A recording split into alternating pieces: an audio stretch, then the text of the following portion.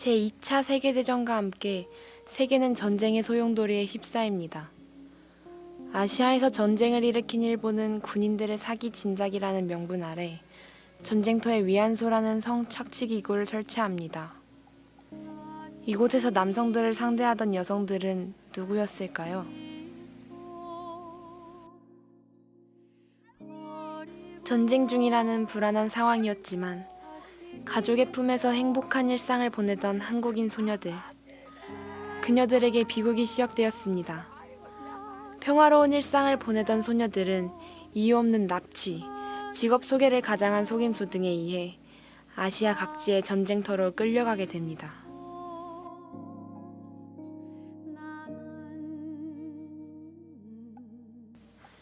당시 전쟁 중이던 아시아 각지의 일본군 부대에 도착한 소녀들은 말할 수 없는 고통을 경험하게 됩니다.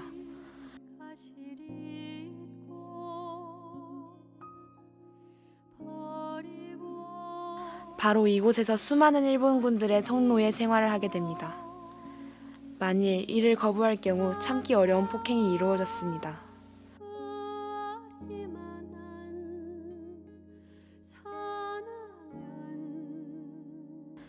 평일에는 10명 내외, 주말과 휴일에는 40~50명의 군인들을 상대하였습니다. 그녀들은 어떠한 보수도 받지 못한 채 군인들의 성적, 신체적 폭행에 시달리며 살아갔습니다.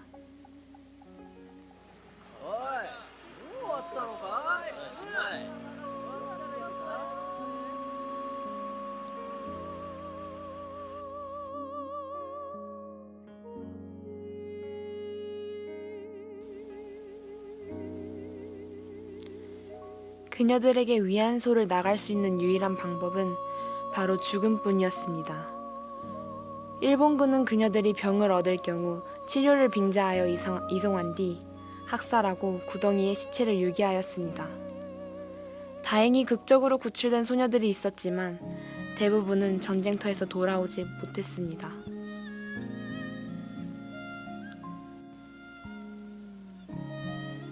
소녀들은 고향으로 돌아올 수 없었습니다. 참혹한 피해 사실을 모른 채 정조를 잃은 여성이라는 사람들의 비난 속에 가족에게 닥칠 수 있는 피해를 막아보고자 그녀들은 고향으로 돌아올 수 없었습니다. 아이를 가질 수 없는 몸이 되어버린 여인들은 그녀들의 인생을 송두리째 빼앗겨버린 채 타향에서 고통스럽게 살아가게 됩니다. 혹시나 고국으로 돌아와 새 삶을 살게 된 여성들 역시 과거의 아픔이 혹시나 자식들의 부끄러움이 될까 두려워 이 모든 것을 마음에 묻고 살아가게 됩니다. 하지만 영원히 그럴 수 없었습니다. 너무도 억울하였기 때문입니다. 죽음이 가까워온 그녀들은 이 억울한 사연을 세상에 알리기 시작합니다. 생리가 있는데 생리 때도 가리잖아요. 그 사람들은 생리고 모시고가 없어요. 무슨 짐짝 그러다가서 자기네 마음대로 쓰고 싶으면 쓰고 고장이 나서 말하자면 병이 나든가 그러면 버려버리고 갖다 죽여버리고. 전쟁이 끝난 지 70년이 흘렀습니다. 당시의 소녀들은 할머니가 되었습니다. 오랜 시간이 흘렀지만 그녀들에게 당시의 아픔은 여전히 뚜렷합니다. 그녀들에게 끔찍한 아픔을 준 일본 정부는 여전히 그들의 잘못은 인정하지 않은 채 그녀들과 한국인들에게 또 다른 상처를 주고 있습니다. 우리들은 일본 정부의 사과를 촉구하고 그녀들의 명예와 인권을 회복하는 데 조금이나마 도움이 되고자 합니다. 매주 수요일 서울의 일본 대사관 앞에서는 수요 집회라는 평화 시위가 개최되고 있습니다. 벌써 1000회를 훌쩍 넘긴 장기 시위로 많은 사람들에게 위안부 문제의 심각성을 알리고 일본 정부의 진심 어린 사과를 촉구하고 있습니다. 많은 한국인들에게 일본군 위안부 문제의 심각성을 알리게 된 계기에는 일본군 위안부 소녀를 형상화한 평화의 소녀상이 있습니다. 올해는 한국이 일본으로부터 해방된 지 70년이 되는 해이기에 이 소녀상이 한국의 각지에 세워지고 있습니다. 하지만 이렇게 의미 있는 소녀상은 사람들의 무관심 속에 소외되어 있으며 정치, 경제적 이익을 둘러싼 갈등 속에 제작과 설치에 많은 어려움이 있다는 사실을 알게 되었습니다. 이에 우리들은 사람들의 애정어린 관심 속에 그녀들의 진정한 명예회복과 이러한 비극이 다시는 발생하지 않도록 할 수 있는 활동을 준비하게 되었습니다.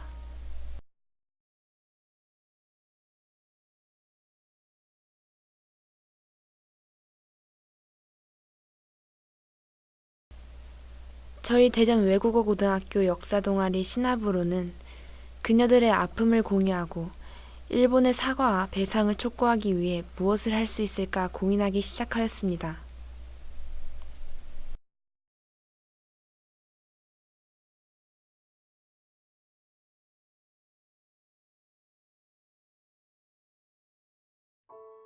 그럼 평화의 소녀상에 대해 자세히 알아보고 시작해 볼까요?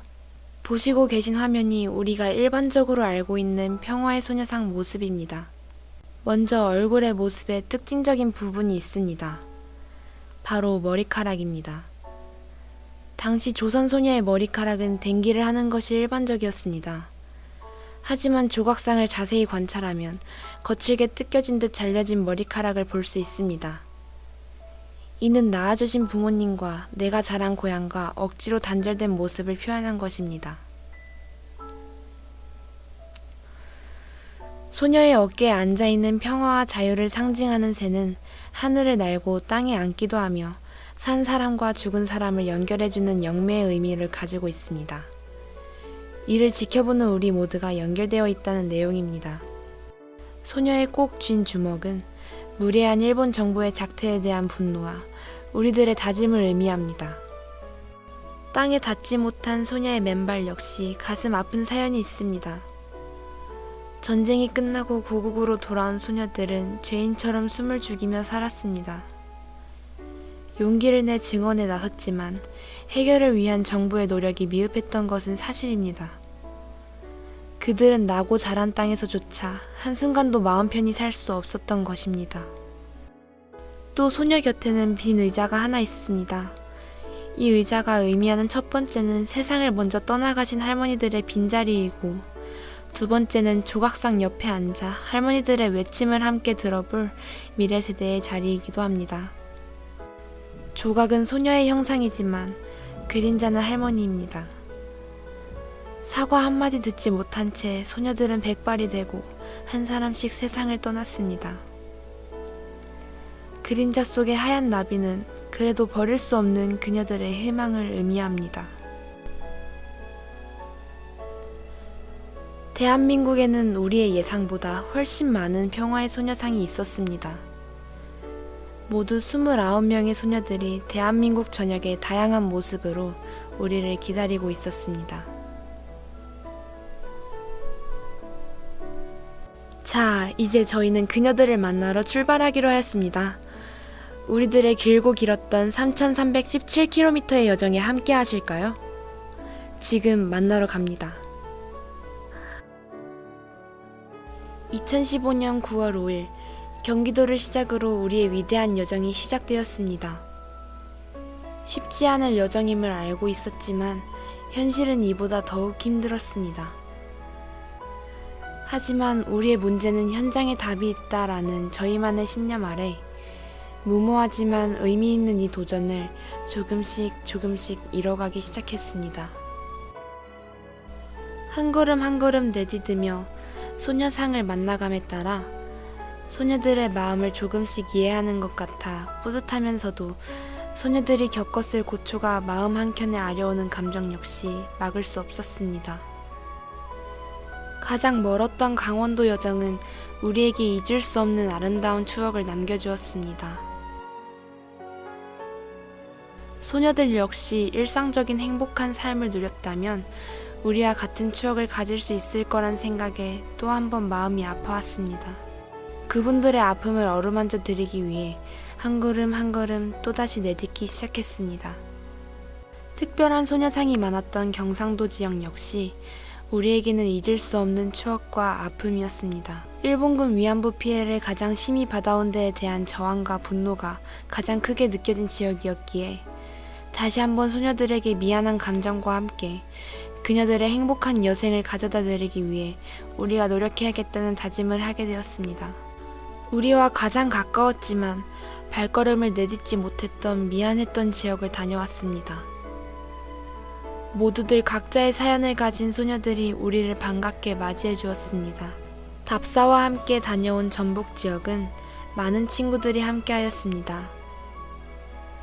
소녀들의 빈자리 한 켠을 가득 채워드릴 수 있다는 생각에 마음이 따뜻해졌던 기억이 생생합니다. 늦은 기차를 타고 다녀왔던 광주의 소녀상은 또 다른 느낌으로 우리를 맞이해 주었고요. 저희는 드디어 이 기나긴 여정을 평화실록에 담을 수 있게 되었습니다.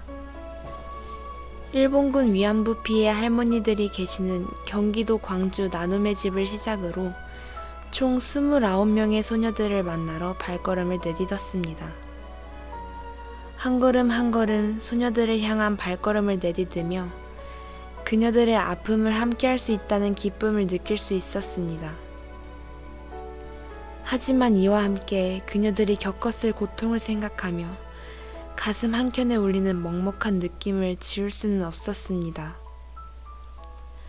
그녀들의 아픔을 이 29장의 사진에 모두 담을 수는 없었지만 우리들이 소녀들을 위해 무엇을 할 수 있을지를 깨닫게 되었습니다.